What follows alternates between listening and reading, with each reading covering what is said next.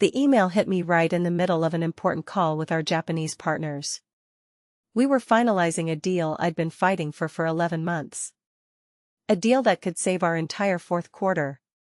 I was beaming, foolishly and sincerely, when the notification popped up, urgent notice of termination. At first, I didn't believe it. I thought it was phishing, some kind of mistake, or a stupid April Fool's joke that was months late.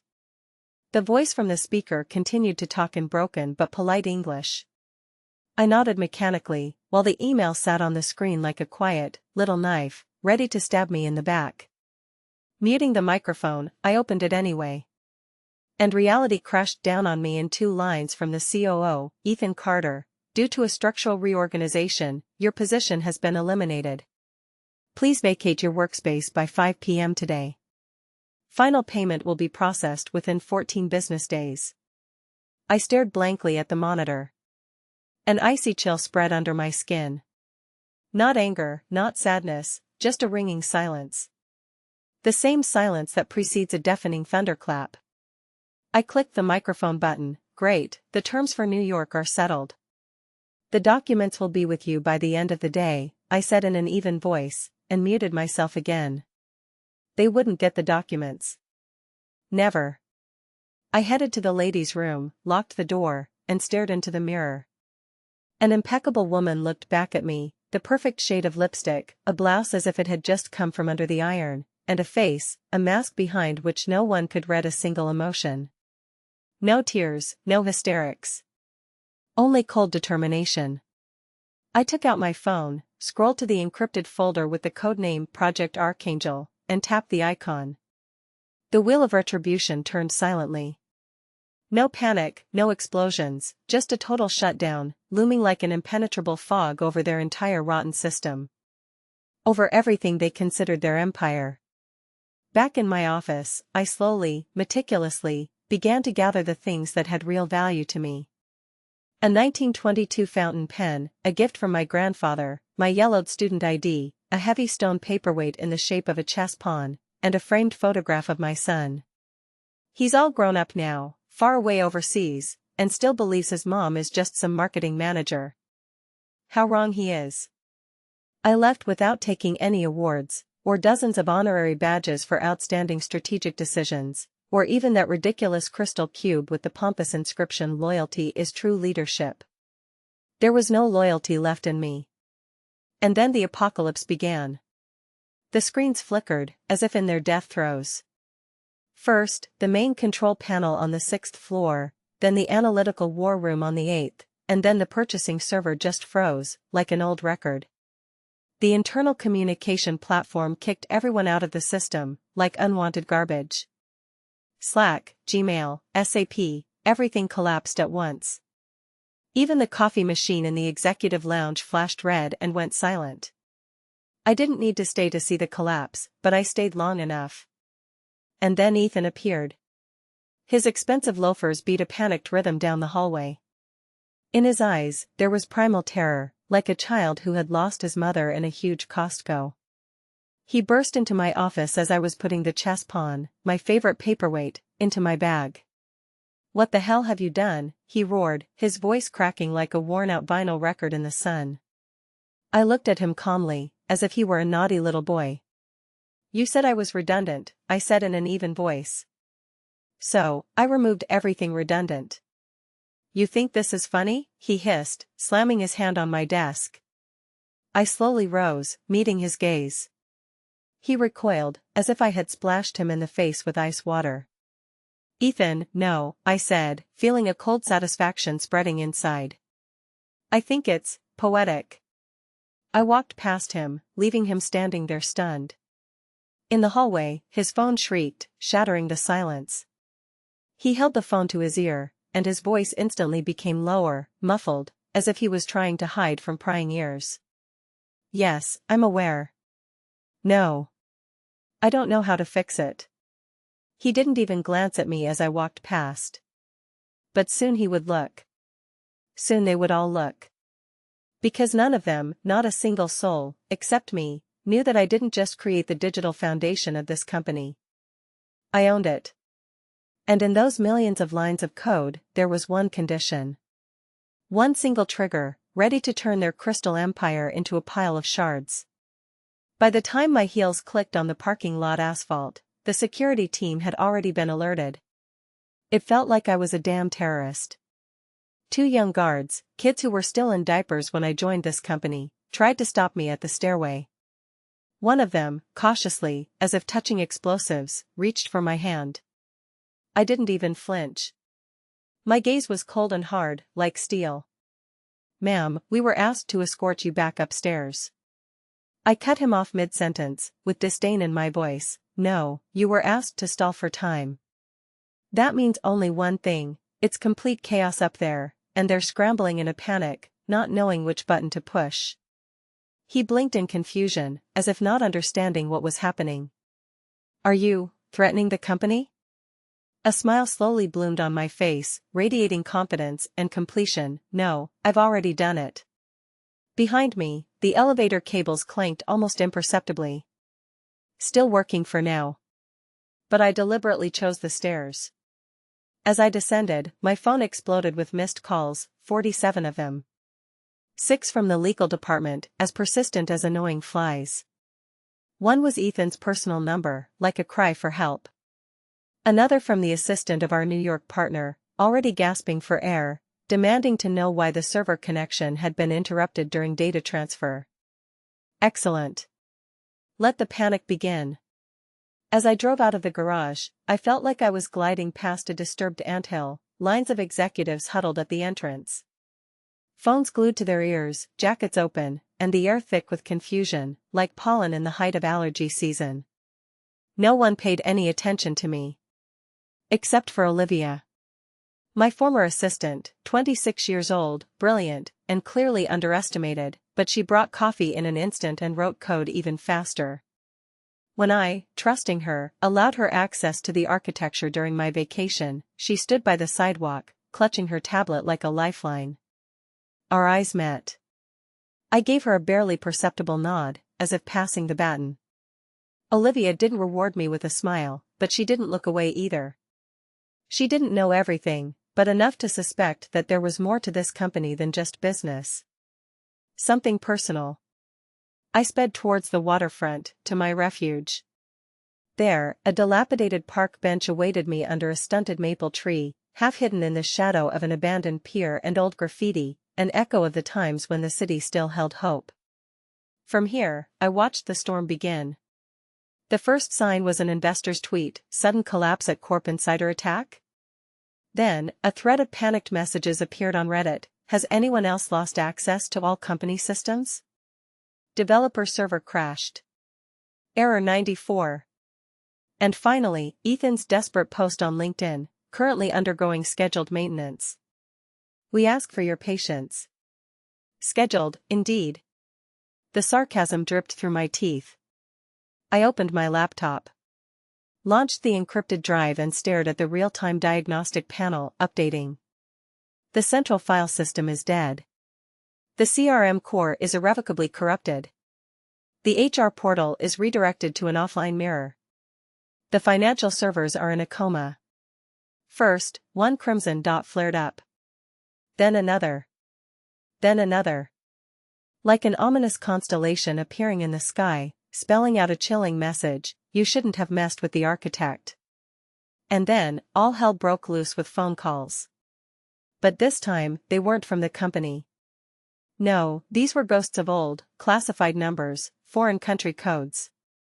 Contacts erased from all corporate databases. One of them rang. I picked up. A subtle female voice with a sharp German accent pierced the silence. "Did you initiate it?" "Yes." "Is it localized?" "Yes. For now." A pregnant pause. "Do you realize the consequences if they trace it back to you?" "I accounted for it in the protocol." "They can't trace it." She hesitated, as if weighing each word. "In any case, prepare for evacuation. If legal methods don't work, they'll resort to personal threats." I stared at the dark expanse of water. "They already have." And I hung up, because it wasn't just about losing my job. Or even about dirty corporate betrayal. Ethan had stirred up a hornet's nest without bothering to read the warning sign. Now he wasn't just facing a disgruntled former employee. He was facing a woman who never asked for power, because she already possessed it. Hidden, layered, deeply buried, waiting for its hour, and now unleashed. A fire of determination blazed in her eyes, and an icy smile played on her lips. The game had begun. The trouble didn't start with the servers. It began 2 years ago when Ethan, the newly minted COO, fancied himself the top of the world, forgetting about the solid foundation. That day, he burst into the office, enveloped in a cloud of smug cologne and trendy jargon about disruption. He lectured about the need to eliminate outdated roles and maximize shareholder confidence through operational improvements. Translation? He resented women over 40 earning more than him. And I, damn it, was earning a lot. He didn't fire me right away. No, Ethan was more cunning. He started acting insidiously, methodically eroding my power. They cut my team's budget, restructured the reporting lines, replaced my deputy with a kid whose cybersecurity experience peaked at changing his Gmail password once a year. A masterclass in sabotage, death by 1,000 paper cuts. But what he didn't know was that I'd seen it before. Not from him, but from David Miller back at Derived Solutions in 2009. The same cult of the first guy in the village, all gleaming white teeth and god complex. He tried to erase me, but he was the one who got erased, financially, publicly, and, by the time I was done, emotionally. Annihilated. He sends me thank you notes from therapy now, can you imagine? So, when Ethan started his games, I started drawing up schematics. I began building a parallel, shadow system, mirroring every critical operation in every department, but answering only to me. Imagine a master key, invisible, undetectable, but capable, when activated, of subsuming the entire primary infrastructure, humming along in perfect synchronicity. Why? Because Ethan wasn't just incompetent, he was dangerous, like a fire left unattended. And one October night last year, he proved it. My home terminal lit up, pierced by a ping. 2:17 a.m. Unauthorized attempt to breach the payroll database from an internal, spoofed IP address. The signature was sloppy, half-masked behind a flimsy VPN trail leading back to his assistant's laptop. The payroll database doesn't just contain pay stubs. It holds stock transfer data, offer histories, termination agreements, and, of course, dirt. I didn't expose him then. I simply logged the attempt and ratcheted up the sensitivity of the defensive sensors. From that night on, every keystroke in his office echoed in my mind, time-stamped and archived, as was what I unearthed 3 months later. Marked confidential was a letter, a backroom machination titled Phase 3, Restructuring of Termination Compensation. My name, listed alongside 4 others, like a death warrant, burned into my retinas. All women, all VPs or above, all over 45, and each marked with an ominous designation, terminate with cause, minimize liability. Suddenly, his smile during the last board review made sense, like I was a ghost. Suddenly, the legal department's reluctance to share compliance briefings with me clicked into place. That's where my team wellness budget vanished to, and why Ethan, smirking, had installed a new espresso bar right outside his office. He was engineering a quiet purge, insidious and underhanded. But he underestimated me. Because I was preparing a response, one far louder and more devastating. This wasn't personal vendetta anymore. This was war. And in war, you don't brandish your weapons, no. You bury them deep, wait patiently for the enemy to relax, and then, bam. You blow everything to hell when they're too busy sipping their espresso to hear the treacherous ticking beneath their feet. A mere 3 hours after my departure, Ryan initiated what they no doubt pompously dubbed the recovery cascade. I watched the drama unfold from the plush armchair of a 5-star hotel lounge in the heart of the city. Corporate privileges, it was the only thing that still allowed me to be there. My badge still worked. Another oversight on their part. The large screen across from the bar, previously showing a muted soccer match, suddenly switched to a breaking news ticker. Major East Coast tech firm paralyzed by internal anomaly. Operations suspended, sources say. I took a slow sip of my drink. Neat, no ice. I refreshed the diagnostic feed. They'd initiated a core server reboot, triggering a recursive loop in the very mirror structure I'd created. A loop that expertly mimicked success while feeding them digital garbage. On paper, everything looked flawless, but internally, a complete mess of phantom access points, echo data, and sandboxes. Let them chase ghosts. At that moment, the phone rang. Ethan. Finally. Number blocked. Naive. I answered, not saying a word. He spoke quickly, too quickly. I don't know what you've done, but this is corporate sabotage, pure and simple. You're looking at serious lawsuits. Jail time. Is this really over? Can't this be fixed? Ethan's voice was filled with desperation. Abigail Thompson, it's not like we are friends, his voice sounded sarcastic. You cleared out my desk, I replied evenly, now clear your conscience. I'll pay you. Personally. Just undo whatever you've done. Oh, Ethan, I almost sang, do you really think this is about the money?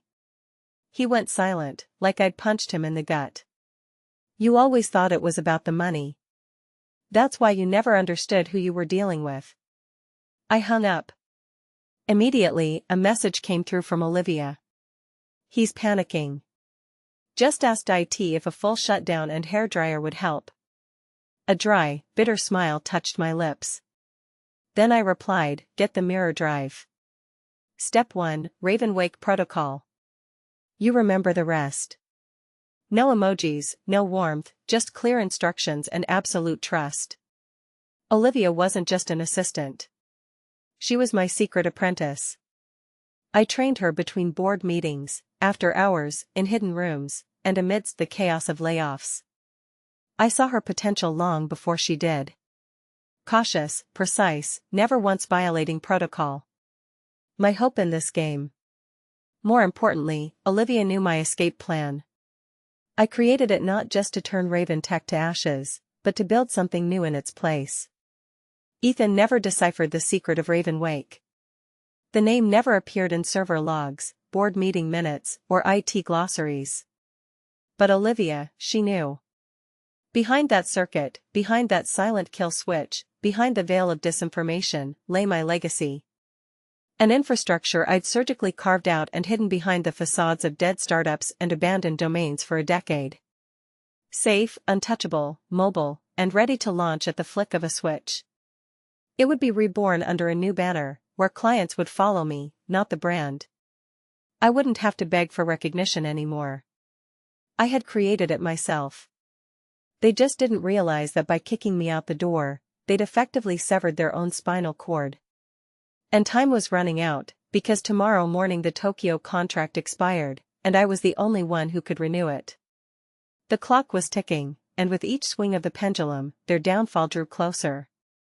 And this time, I'd sign it with my own name. Tokyo didn't make me wait long. At 9:01 a.m. their time, 8:01 a.m. my time, my secure channel, the one we used during the political chaos of 2021, came alive. One word, like a thunderclap, broken. I replied tersely, not broken. Disabled. Interested? The answer came after a long 4 minutes, with an attached PDF, a letter of intent, direct, without mincing words, addressed personally to me. They didn't want my old company. They wanted my brain, my architecture, my fail-safe system that allowed them to operate when typhoons knocked everyone else off their feet. And now they were offering to transfer the entire contract. No intermediaries, no Ethan, no red tape. I closed the file, and in that moment everything clicked into place. My hands didn't shake, but my heart did that treacherous somersault it always did before presentations that decided the fate of salaries or the closure of half a continent. It wasn't relief, it was coming home. Olivia called half an hour later. Her voice trembled with tension, but remained surprisingly calm. He's locked himself in the server room, she said into the phone, and he's screaming that you stole the company's soul. Eagle is trying to do something, but they don't even have access to the server templates. I leaned back in my chair, feeling a cold satisfaction building inside. Excellent. Initiate phase 2. There was a pause, long and agonizing. Abigail Thompson, this will burn everything to the ground.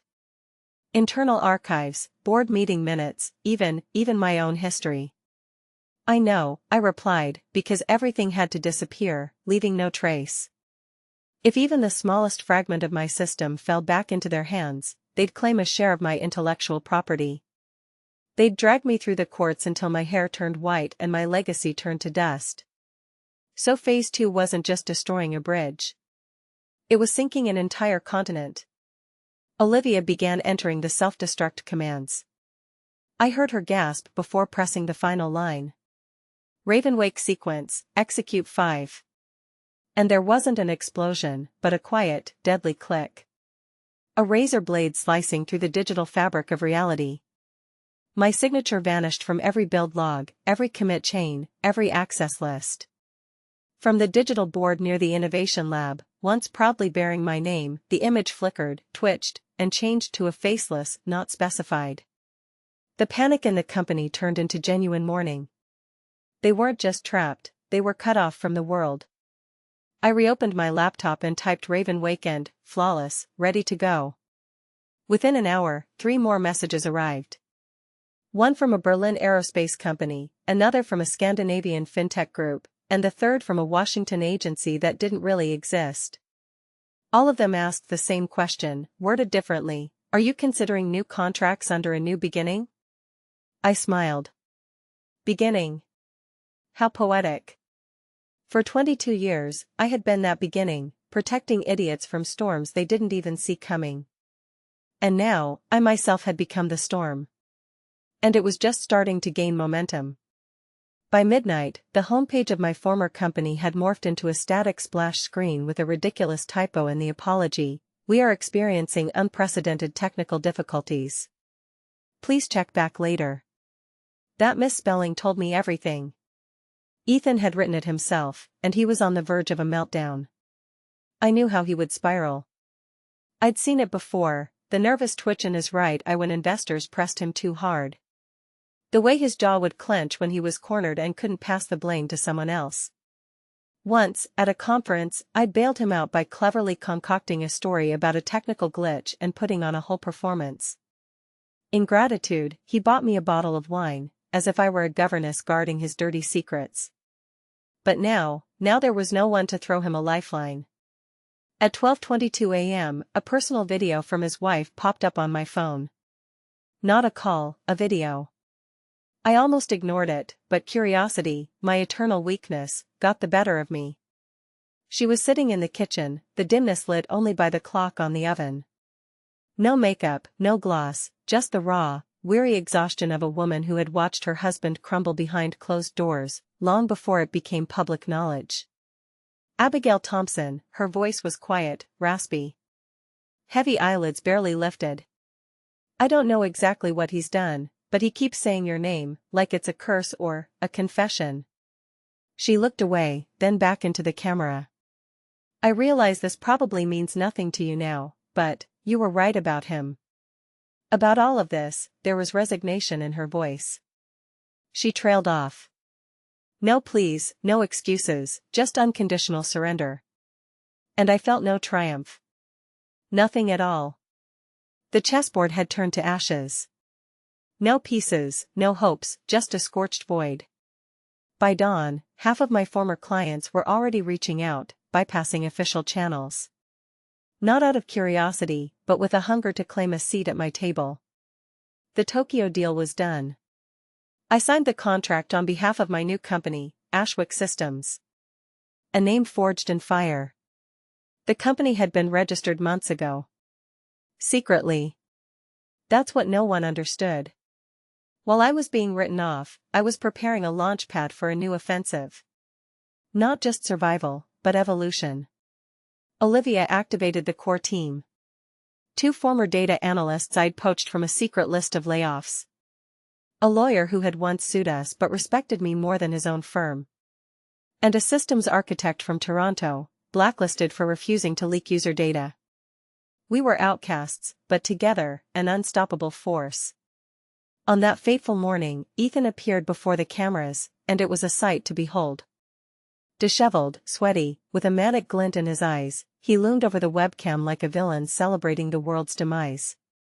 His voice trembled as he spat out, "There has been a blatant security breach perpetrated by a former employee. This act of vandalism will be prosecuted to the fullest extent of the law.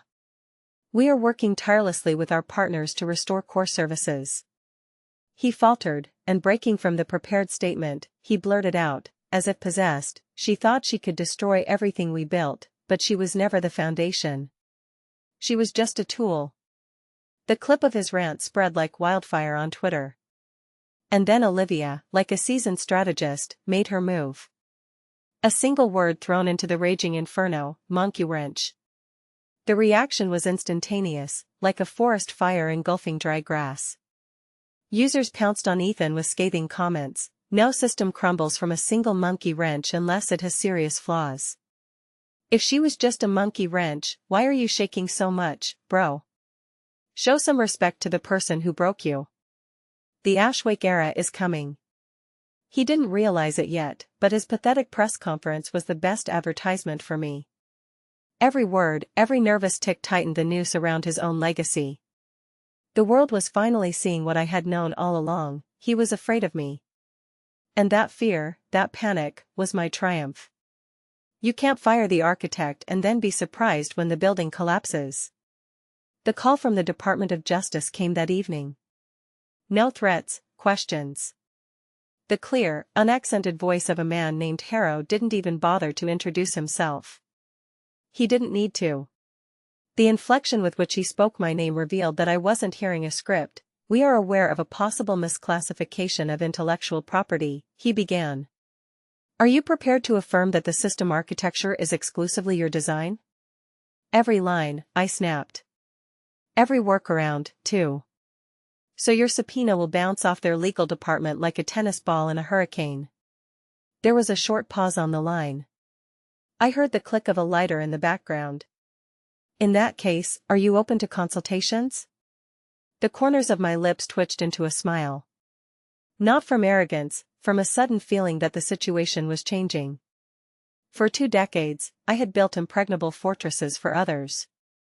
And now, I was being asked to teach how to tear them down. I didn't answer yes. I didn't refuse outright.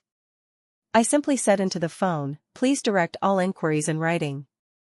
My new legal counsel insists on it." And I hung up. Immediately, a message arrived from Olivia: "He tried to poach your entire team. Offered everyone double their salary. But no one agreed." And I wasn't surprised in the slightest. They had seen too much. Not just Ethan's escapades, but my sleepless nights as I reworked failing plans, resolved conflicts between departments, defended interns from vicious HR attacks, and still managed to code backend at 4 in the morning. They didn't follow me for a bigger paycheck. They followed because they saw me break down and then rebuild myself, stronger than before. The board of directors called an emergency meeting.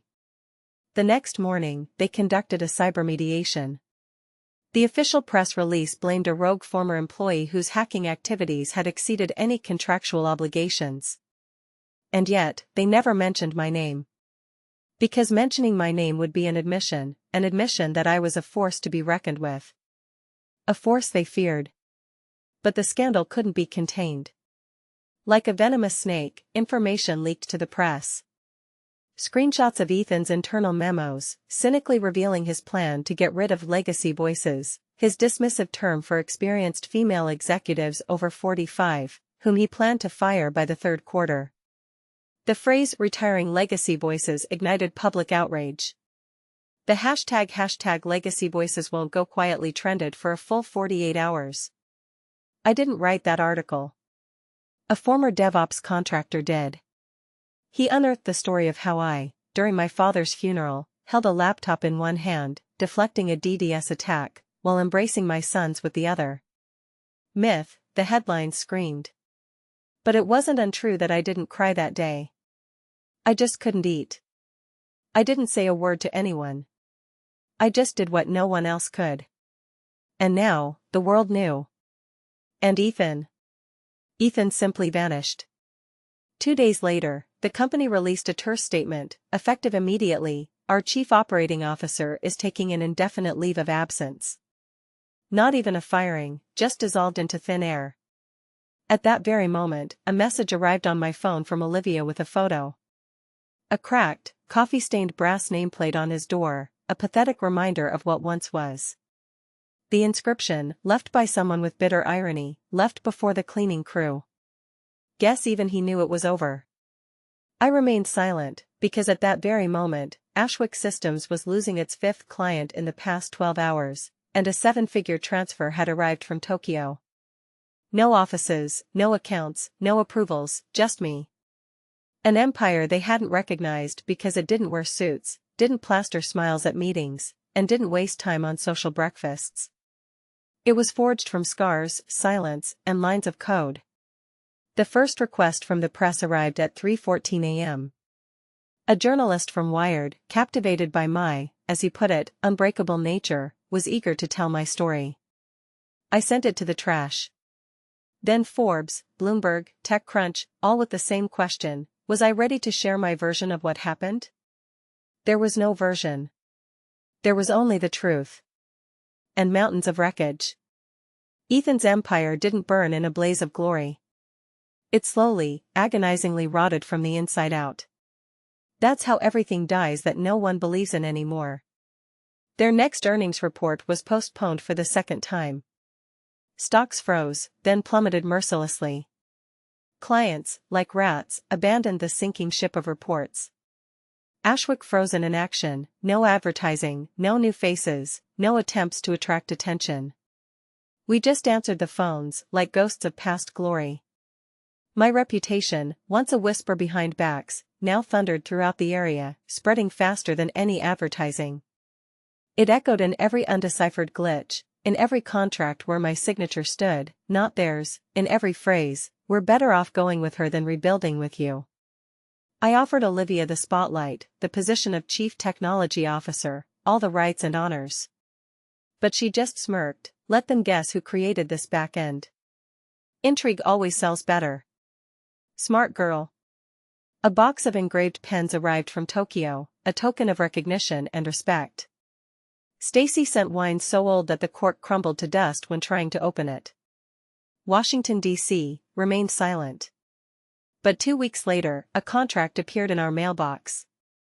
Cybersecurity, top-level clearance, without any haggling.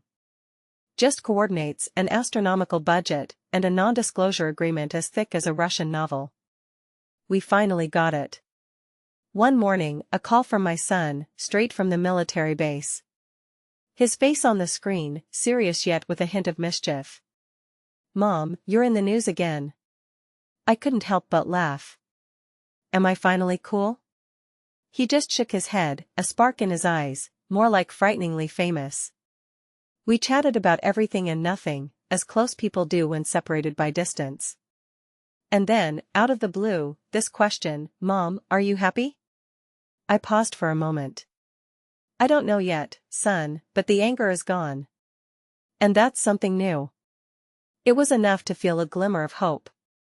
After the call, I went out to the terrace, on the roof of my new townhouse. My own. No mortgages, no obligations, just me and this view. The wind, like applause from invisible hands, carried the city's noise. Life was seething below: court battles, betrayals, reassessments of values. Ethan finally surfaced. A new position, an expensive suit, another city. But the shadow of the scandal relentlessly followed him. He could bury the truth under a mountain of non-disclosure agreements and hush money, but he can never bury the fact itself. He wasn't just defeated by a competitor. He was outlasted by a redundant employee. And I didn't just leave. I left in triumph. I slipped away, clutching the blueprint, the keys, all the power over the kingdom, and with a firm intention: I will not trust anyone else to guard these gates. No one.